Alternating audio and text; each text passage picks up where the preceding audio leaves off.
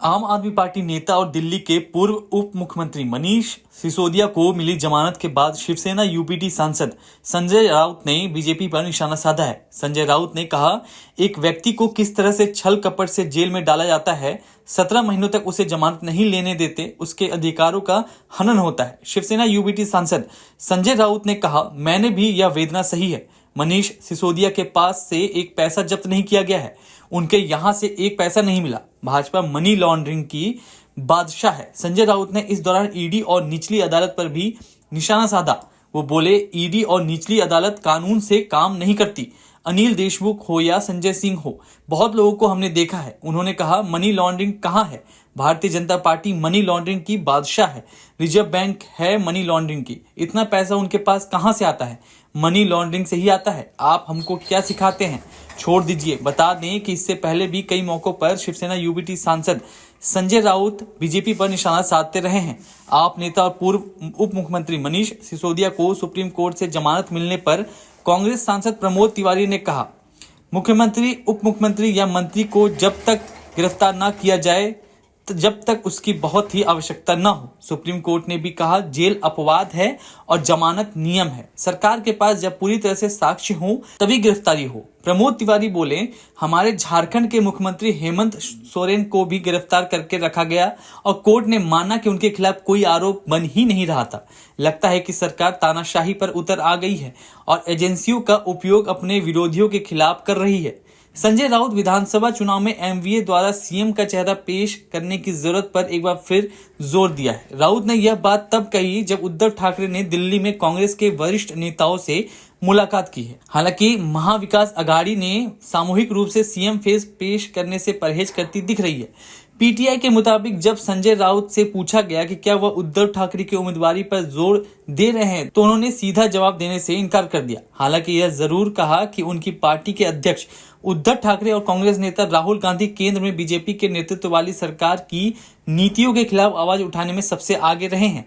Media से बातचीत में संजय राउत ने कहा था कि महाराष्ट्र चुनाव के लिए एक चेहरा होना चाहिए। अगर लोकसभा चुनाव में राहुल गांधी विपक्ष का चेहरा होते तो हम बीजेपी को हरा सकते थे। राहुल गांधी द्वारा नेता प्रतिपक्ष का पद स्वीकार करने के बाद देश में आत्मविश्वास की भावना दिखी है, इसलिए महाराष्ट्र में भी विपक्ष के एक चेहरे की जरूरत है। क्या उद्धव ठाकरे एमवीए के सीएम उम्मीदवार होंगे?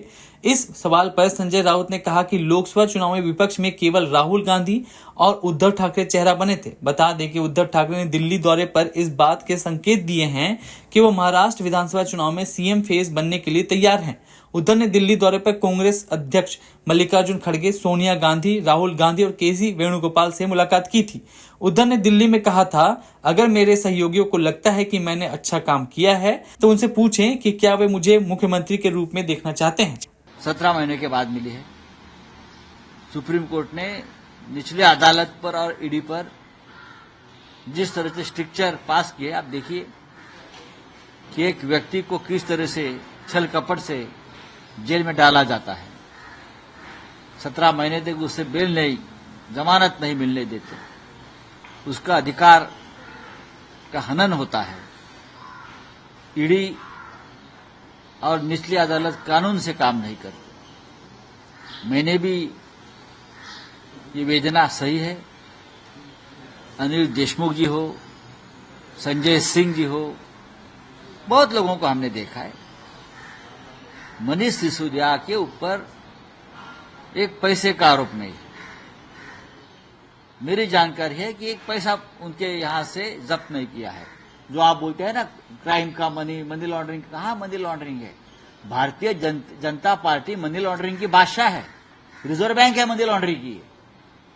इतना पैसा उनके पास कहां से आता है? मनी लॉन्ड्रिंग से आता है ना। सहयोगी दल की नहीं है। बात नीतीश कुमार और चंद्रबाबू नायडू की है। बात अपना दल की है। बात चिराग पासवान जी की है। जो लोग भारतीय जनता पार्टी के ऐसी जो करतूत है,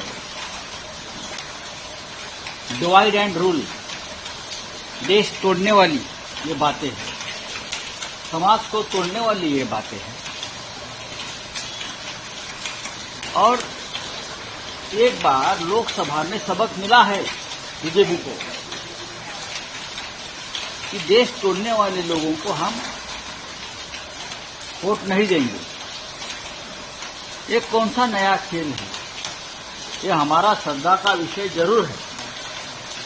कांवड़ यात्रा हो, अयोध्या हो, काशी हो, मथुरा हो, ये हमारे श्रद्धा का विषय है और हमने भी उसके लिए संघर्ष किया है। शिवसेना ऐसी पार्टी है, हिंदुत्व के लिए बीजेपी से ज्यादा अगर संघर्ष किसने किया होगा, खून बहाया है, बलिदान दिए है, वो शिवसेना है। अमित शाह जी और नरेंद्र मोदी जी नहीं है, हम है वो। आप अभी नकली लोगों को साथ में लेकर बैठे हो, वो नहीं थे, हम लोग थे। तो हिंदुत्व के बारे में हमको ज्यादा चिंता है। लेकिन ये दर दिन हिंदू मुसलमान, भारत पाकिस्तान, ये खेल कब तक चलेगा? अब दुकानों के ऊपर, होटलों के ऊपर आप जाति धर्म के आधार पर नेम प्लेट लगाओगे। क्या आप देश को फिर एक बार तोड़ना चाहते हो? डिवाइड करना चाहते हो? विभाजन करना चाहते हो? और उससे आपको फायदा होगा, ऐसा अगर लगता है तो देश का नुकसान हो रहा है। इंडिया ग्रुप के मुख्यमंत्री नहीं जाएंगे, ये लगभग तय हो गया है। क्योंकि तमिलनाडु के मुख्यमंत्री स्टालिन साहब ने तो पहले कहा है कि हम नहीं जाएंगे। केजरीवाल साहब को जेल में डाला है। और भी मुख्यमंत्री है, वो नहीं जाना चाहते। तेलंगाना के मुख्यमंत्री नहीं जाना चाहते, इसलिए कि नीति आयोग देश के विकास में समतोल नहीं रख रही है।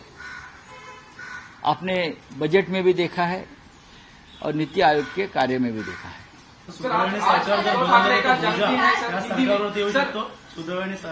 आप बताइए। सर, उद्धव ठाकरे का जन्मदिन है, आपने दो व्यापारियों की बात की, औरंगजेब फैन क्लब की बात की और भावी मुख्यमंत्री के पोस्टर लगे हुए हैं उद्धव ठाकरे जी के भी, क्या करें? देखिए, उद्धव ठाकरे जी ने इस राज्य का नेतृत्व किया है बतौर मुख्यमंत्री। और संकट काल में जब इस देश में पूरे कोरोना का संकट चल रहा था, तब उद्धव जी ने महाराष्ट्र को संभाला, यहां के लोगों की जानमाल की रक्षा की। न जात देखा, न धर्म देखा है किसी का। लोग आज भी भूले नहीं है। ये इस देश के नहीं, इस राज्य के लोगों की भी भावना है कि विधानसभा चुनाव के बाद फिर एक बार उद्धव ठाकरे जी के हाथ में इस राज्य की कमान हो। ये लोक भावना है। तो आज उनका जो जन्मदिन है, तो उनके भावी मुख्यमंत्री ऐसे पोस्टर लगे। उसमें से हमारे एक चंद्रहार जी पाटिल है, डबल महाराष्ट्र केसरी, उसने भी पूरे सांगली कोल्हापुर में पोस्टर्स और बैनर्स लगाए हैं। लोगों की भावना है, ये कोई राजनीति नहीं है। लोग चाहते हैं कि इस राज्य की नेतृत्व की बागडोर फिर एक बार उद्धव जी के हाथ में रहे। ये शुभकामना है लोगों की। सर, फैन क्लब की बात की उद्धव जी का नेतृत्व ऐसा है कि संकट के घड़ी में उनका नेतृत्व ज्यादा चमकदार हो जाता है। गुजरात के दो जो व्यापारी है राजनीति में, ये दोनों व्यापारी ने कोई कसर नहीं छोड़ी शिवसेना खत्म करने की, उद्धव ठाकरे जी की लीडरशिप खत्म करने की। पूरी पार्टी का चुनाव चिन्ह खत्म कर दिया और बेईमान लोगों के हाथ में सौंपा। उनको लगा पार्टी खत्म हो जाएगी, लेकिन ये छत्रपति शिवाजी महाराज को जन्म देने वाला महाराष्ट्र है। औरंगजेब का जन्म गुजरात में हुआ है, तो औरंगजेब फैंस क्लब गुजरात से आता है। महाराष्ट्र में छत्रपति शिवाजी फैंस क्लब है। आप हमसे टक्कर नहीं ले सकते। हमारा प्राण जाएगा, लेकिन हम वचन नहीं छोड़ेंगे। जिस तरह से बजट बना है, उसी तरह से नीति आयोग काम करता है। बस जो आपने है, जहां बीजेपी का राज्य है, बीजेपी का स्टेट है, वहां पैसा देना है, वहां योजनाएं बनाना है। अब इसीलिए तो स्टालिन साहब ने या और भी मुख्यमंत्री, तेलंगाना के मुख्यमंत्री या हिमाचल के मुख्यमंत्री ने बहिष्कार किया। ममता जी चली गई, ममता जी को बोलने नहीं दिया, ममता जी को अपनी बात रखने नहीं दी। पश्चिम बंगाल जैसी एक बड़ी राज्य के मुख्यमंत्री को इस तरह से अपमानित करता, उनका माइक बंद करना, ये लोकतंत्र को शोभा नहीं देता। हमारे माइक बंद किए जाते हैं, राज्यसभा हो या लोकसभा हो, लेकिन प्रधानमंत्री के सामने एक राज्य के मुख्यमंत्री को बोलने से रोकना, वो अपनी बात बोल रही है। बहुत से मुद्दे हैं राज्यों के, जीएसटी का परतावा है और भी है। केंद्र ने मदद करनी चाहिए। केंद्र सरकार अगर कुर्सी बचाने के लिए आंध्र प्रदेश और बिहार को भर भर के देती है तो यह अधिकार सभी राज्यों का है। ये पैसा केंद्र सरकार का नहीं है, मोदी जी के गुजरात से नहीं आता है या अमित शाह जी के गुजरात से नहीं आता है पैसा। अब जो बांट रहे हो ये देश की जनता का पैसा है, वो टैक्स कलेक्शन है, वो जीएसटी है। क्या मिला महाराष्ट्र को? मुख्यमंत्री गए वहां, गाड़ी पर हाथ घुमाकर आ गए, मिला क्या महाराष्ट्र को? तो ममता जी का जो एक मुख्यमंत्री का अपमान हुआ है ये ठीक नहीं है, इतने में कहूंगा। और आप हमसे जुड़े रहने के लिए सब्सक्राइब करें YouTube पर, फॉलो करें Twitter पर और लाइक करें Facebook पर। और ज्यादा जानकारी के लिए आपको टाइप करना होगा सिर्फ न्यूज नशा।